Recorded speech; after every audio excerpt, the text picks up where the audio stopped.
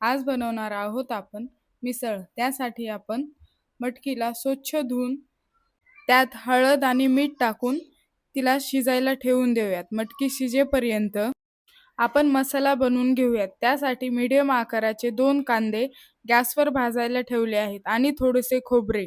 कांदा गॅसवर भाजला की त्याला आपण काढून तव्यावरती एक पळी तेल टाकून त्याच्यात आपण कांदा परतून घेऊयात. कांदा परतला की त्याच्यात आपण अद्रक, लसूण आणि खोबरं हेही भाजून घेऊयात. मसाला थंड झाला की मिक्सरमध्ये बारीक वाटून घेऊयात. त्यानंतर आपण एक कढईमध्ये 2 ते 3 पळ्या तेल टाकून त्यात कढीपत्ता व वाटलेला मसाला टाकून तोही चांगला भाजून घेऊयात. मसाला थोडा सुका होत आला की त्याच्यात आपण सुके मसाले टाकून घेऊयात.